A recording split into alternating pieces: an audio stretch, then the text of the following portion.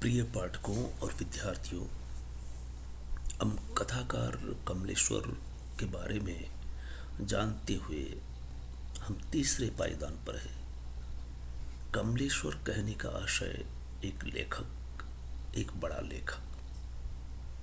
लेखक वह जो बहुमुखी प्रतिभा का धनी है, अपने समय में चर्चित होता है, प्रसिद्ध होता है, लेकिन अंततः वह लेखक होता है।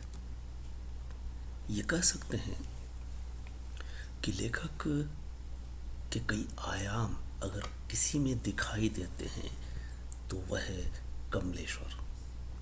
आप जान चुके हैं लेखक के बहुआयाम। हम ये देखना चाहेंगे कि ये लेखक इतनी ऊंचाई तक किस तरह से पहुंचा और कहां से पहुंचा। हम कह सकते हैं कि जमीन पर जिनके पैर होते हैं उनकी सीमा आसमान हुआ करता है।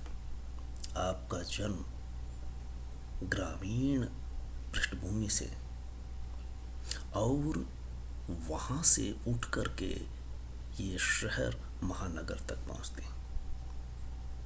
अभाव जिसे कहते हैं कि जब 3-4 साल के थे पिताजी का साया सिर से उठ जाता है।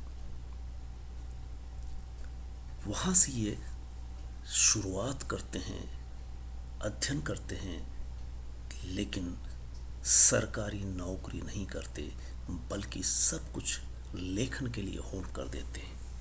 इस अर्थ में इनकी तुलना अगर किसी से हो सकती है तो दूसरे हैं जो नई कहानी के त्रिकोण कहलाते हैं, राजेंद्र यादव, मोहन राकेश।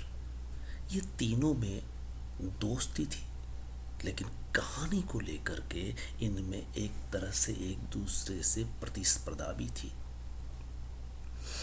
आप जान चुके हैं कि प्रेमचंद के बरअक्स ये भी फिल्मों में जाते हैं, लेकिन प्रेमचंद लौट आते हैं और ये फिर पीछे मुड़कर नहीं देखते, फिल्मों में एक मकाम हासिल करते हैं। विचारों से वामपंथी रहे और लेखन से ये अपना जीवन बखूबी ठीक से चलाते हैं। क्योंकि ये फिल्म में राइटिंग से जुड़ने के कारण इन्होंने अभाव नहीं झेला, लेकिन इनके साथ एक विवाद जुड़ा रहा कि एक तो लेखक होकर के फिल्मों से जुड़ना ये अन्य लेखकों को जमा नहीं, लेकिन ये स्वयं को अंत तक कहानीकार कहते रहे। और कहानीकार होने के पीछे एक लंबी दास्तान है। आप प्रेमचंद के बेटे श्रीपत राय जो कहानी पत्रिका निकालते थे उसका संपादन करने लगते। उसी समय दूरदर्शन 1958 में चालू होता है, इनको वहाँ बुला लिया जाता है और स्क्रिप्ट लिखने के लिए ये वहाँ होते हैं। लेकिन आप ये देखिए कि मूलतः ये कहानीकार थे और इन्होंने एक जॉर्ज पंचम की नाक नाम से कहानी लिखी और इसी बात पर इनको इस्तीफा भी देना पड़ा नहीं कहेंगे कि इन्होंने अपनी मर्जी से दूरदर्शन छोड़ दिया। इसका किस्सा यूँ है कि जॉर्ज पंचम की मूर्ति इंडिया गेट पर लगी हुई होती है और एलिजाबेथ वहाँ आने वाली थी और इसके लिए इनको कवरेज करना था। ये कवरेज करने के लिए वहाँ कैमरे वगैरह सेट कर रहे थे। तो ये देखते हैं कि जॉर्ज पंचम की मूर्ति को शैम्पू से 20-25 मजदूर साफ कर रहे हैं। इनको हंसी आती है कि एक समय जॉर्ज पंचम की नाक को लोहियावादियों ने आंदोलन करते हुए तोड़ दिया था। इसी बात पर ये जॉर्ज पंचम की नाक कहानी लिखते हैं। ये कहानी छपती है और सरकारी आदमी होने के नाते मंत्री जी द्वारा बुलावा आता है और उनसे कहा जाता है कि आप ऐसी कहानियाँ आइंदा से मत लिखा करो। तो इन्होंने कहा कि मूलतः मैं कहानीकार हूँ, मैं कहानी लिखने से बच नहीं सकता, और ये वहाँ से इस्तीफा दे देते हैं। फिर नई कहानी का संपादन करते हैं। बम्बई से टाइम्स ऑफ इंडिया की पत्रिका सारिका का, जिसमें कहानियाँ छपा करती थी, उसका संपादन करते हैं।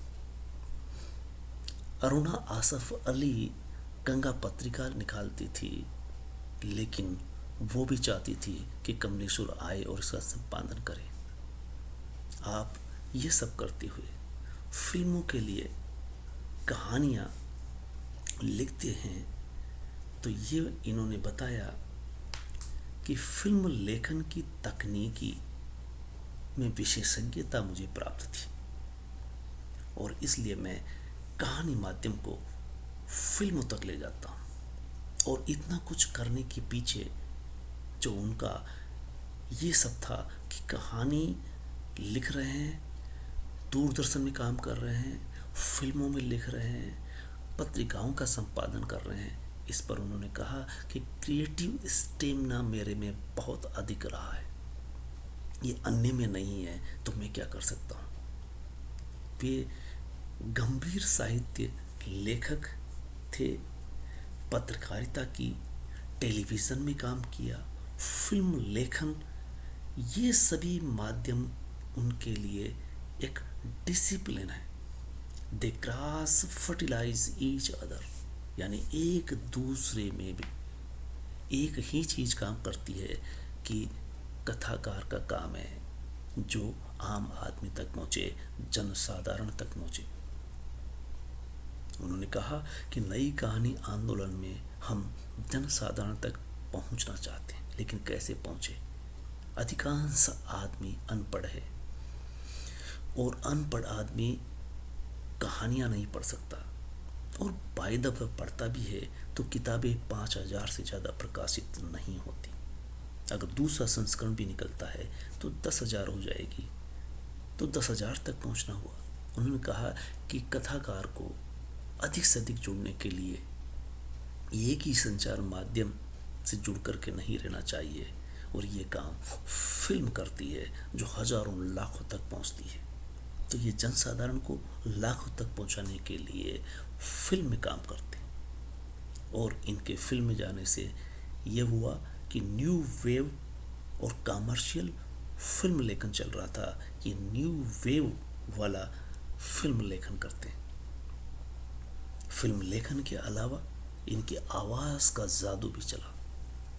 15 अगस्त दूरदर्शन पर रनिंग कमेंट्री करते हैं। पंडित नेहरू का देहांत हुआ, अंत्येष्टि में ये कमेंट्री करते हैं। लाल बहादुर शास्त्री, इंदिरा गांधी, राजीव गांधी के अंत्येष्टि में अंत्येष्टि कमेंट्री करते हैं। तो ये कहते हैं कि मैं एक तरह से कमेंट्री एक्सपर्ट बन गया हूँ।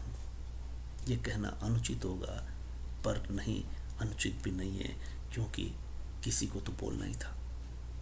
इनसे पूछा गया, प्रकाश मनु ने, आपने अपने नाम का डंका खूब पीटा है, इसके जवाब में आप कहते हैं कि ये काम हीरानंद वासेन आगे ने भी खूब किया है। और नई कहानी की भूमिका में आप लिखते हैं कि एक ही बार मेरा नाम आया है कमलेश्वर, और पूरी भूमिका में दूसरी बार नहीं। अब आप कैसे कहते हो कि मैं अपना नाम को बार बार कहता हूँ। प्रकाश मनु ने पूछा, साहित्यकार समाज का अगुवा होता है, लेकिन फिर भी लंच क्यों है। तो इसके पीछे उन्होंने बताया कि ये हमारे भाषा का संकट है। यहाँ अंग्रेजी चलती है और दूसरे देश भी समकक्ष है। चीन में जब चीनी लेखक लिखेगा तो अपनी भाषा में लिखेगा, और राजनेता भी उसी भाषा में बोलेगा जो कॉमन मैन की भाषा होगी, और यहाँ कॉमन मैन की भाषा का इस्तेमाल नहीं होता। यहाँ भाषा की खाई है। अंग्रेजी लेखक दूसरी दुनिया से आया हुआ लगता है। इस तरह से आप बहुआयामी लेखक रहे, लेकिन मूलतः आप